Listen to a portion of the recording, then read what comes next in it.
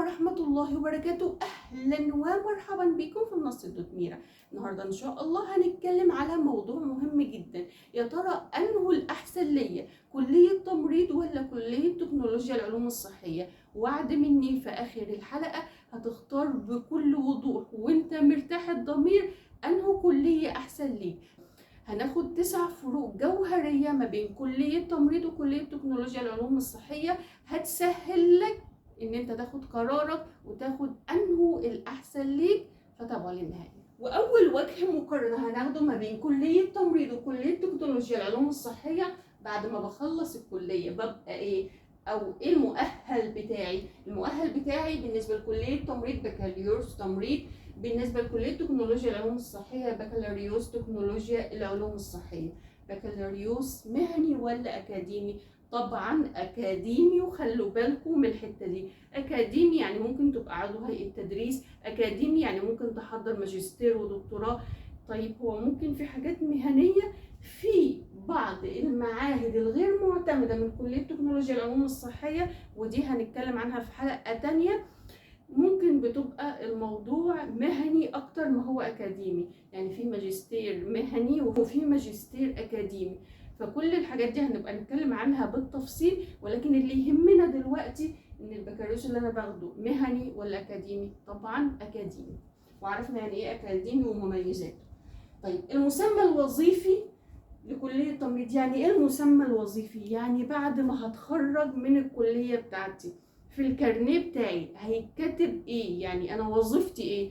بالنسبة لكلية تمريض اخصائي تمريض، بالنسبة لكلية تكنولوجيا العلوم الصحية بيتكتب اخصائي حسب التخصص، يعني في اشعاع، في مختبرات، في تركيب اسنان، فحسب التخصص بتاعه بيتكتب اخصائي حسب ايه تخصصه.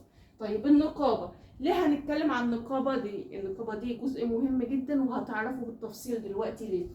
النقابة بالنسبة لكلية تمريض، كلية تمريض تابعة لنقابة التمريض، كلية تكنولوجيا العلوم الصحية تابعة للنقابة العامة للعلوم الصحية. طيب فايدتها ايه النقابة دي؟ لا دي حاجة مهمة جدا. مش هينفع اشتغل في مصر او بره مصر الا باول خطوة اللي انا اكون تابعة لنقابة معينة. ليه؟ عشان النقطة اللي بعد كده اللي هي مزاولة المهنة، مش هقدر اخد مزاولة المهنة الا من النقابة بتاعتي. بالنسبة لنقابة التمريض المزاولة المهنة اللي هتديها لي هتديني هقدر احصل على كارنيه مزاولة المهنة بالنسبة لكلية التمريض. بالنسبة لكلية تكنولوجيا العلوم الصحية نقابة العامة للعلوم الصحية هتديني كارنيه مزاولة المهنة. طيب يا دكتور دي حاجة كويسة، طبعا حاجة كويسة. كونك معاك كارنيه مزاولة المهنة فانت تقدر تزاول المهنة في مصر وبره مصر وفي الدول الأوروبية. طيب معنى كده ما دام معايا مزاولة المهنة بالنسبة للعمل الخاص، وانا عارفة دلوقتي بتسألوا طب ما تكلمينا عن التكليف الأول اللي هو الحكومي. النقطة ديت فيها تفاصيل كتيرة محتاجة السبورة كلها، فمخليها للآخر، وهي تقريبا النقطة الفاصلة اللي هتقدر تحدد لك هتميل لإيه بالظبط. العمل الخاص بالنسبة لكلية تمريض متاح ومطلوب جدا، بالنسبة لكلية تكنولوجيا العلوم الصحية متاح ومطلوب. طيب ما قلتش مطلوب جدا ليه؟ هنتكلم عليها في النقطة 9. السفر للخارج بالنسبة لكلية تمريض متاح ومطلوب جدا، بالنسبة لكلية تكنولوجيا العلوم الصحية متاح ومطلوب فقط، وبرضه هنتكلم فيها زي ما قلت. طيب الدرجة الوظيفية، يعني ايه الدرجة الوظيفية؟ يعني انا لما بتعين في الحكومة الدرجة الوظيفية بتاعتي بتبقى ايه؟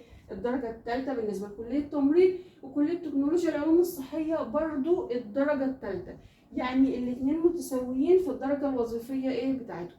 يلا بقى دلوقتي ناخد النقطة الفاصلة ما بين كلية تمريض وكلية تكنولوجيا العلوم الصحية. نيجي للنقطة الفاصلة ووجه المقارنة رقم 9، التكليف. هتكلف يا دكتور بعد ما اخلص كليه تكنولوجيا العلوم الصحيه وكليه تمريض ولا لا؟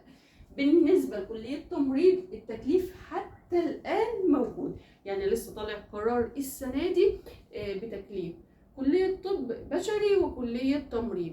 اما كليه طب اسنان وعلاج طبيعي وصيدله خلاص ما بقاش لهم تكليف. طيب بالنسبه لكليه تكنولوجيا العلوم الصحيه طلع قرار التكليف حسب الاحتياج، يعني ايه حسب الاحتياج؟ يعني حسب الاحتياج، يعني هم اللي بيحددوا هم ممكن سنة يبقوا محتاجين قد ايه بالظبط. طيب الباقي هضيع يعني؟ افرض ما اشتغلتش في شغل الحكومة، هتكلم عنها دلوقتي بالتفصيل، هتشتغلوا ما تقلقوش، بس ايه، خلينا في جزئية التكليف. لكن بالنسبة لكلية التمريض زي ما قلنا التكليف حتى الآن موجود. بالنسبة لكلية تكنولوجيا العلوم الصحية التكليف حسب ايه؟ حسب الاحتياج. طيب النقطة اللي أنا متخوفة منها وبرضو بتكلم معاكم علشان تكتبوا كده في ورقة وقلم، لو أغلبية الطلبة أنت حاطط في دماغك أنا أدخل الكلية عشان أشتغل، لو أنت حاطط الموضوع ده في دماغك فركز معايا كويس. أنا في أي مستشفى أكتر عدد ببقى محتاجه طبعا الأطباء والتمريض، يعني أكتر عدد أنا محتاجه التمريض. الدكتور ممكن يبقى يجي يمر على قسم بحاله، لكن التمريض أنا ممكن أعوز 20-30 أخصائي تمريض عندي في القسم الواحد. لو مثلا بغض النظر بقى مش الاسكندريه، اي حاجه، اسماعيليه، اسيوط، اي محافظه، اي مستشفى جامعي او اي مستشفى حكومي بتبقى محتاجه تمريض اكتر من الاخصائي الاشعه او اخصائي الاختبارات. وقلنا ليه؟ لان في مثلا في الاشعه انا عندي قسم اشعه واحد او قسمين، يوم هعوز كام؟ هعوز 100 او ده بالكتير يعني. لكن التمريض انا بعوز عدد. فممكن في السنين الجاية ويكون التكليف حسب الاحتياج، مش كل اللي هيدخلوا الكلية في كلية تكنولوجيا العلوم الصحية هيتكلفوا. طيب أنا ضعت بقى يعني كده خلاص، يعني أنا كده راح مني كلية طب وكمان راح مني التكليف. يا دكتور حرام عليكي مش صدمات ورا بعض، لا طبعا. ممكن تشتغل في مستشفى خاصة، يعني متاح كونك معاك مزاولة المهنة تشتغل في مستشفى خاصة وتبني نفسك. يعني على فكرة في أخصائي إشعة كتير بسم الله ما شاء الله بيكسبوا فلوس كويسة من الشغل الخاص فقط. ممكن تسافر بره على فكرة، لو حاطط الموضوع في دماغك وتتابع كتير ممكن تسافر بره. طيب يا دكتور انت قلت لنا بالنسبة للسفر للخارج وسوق العمل بالنسبة للتمريض مطلوب جدا، وبالنسبة لتكنولوجيا العلوم الصحية مطلوب فقط. ليه؟ بنفس المثال، لأن في المستشفيات ببقى عايزة تمريض أكتر من الأخصائيين الإشعة والمختبرات، يعني برضو عشان نفس السبب.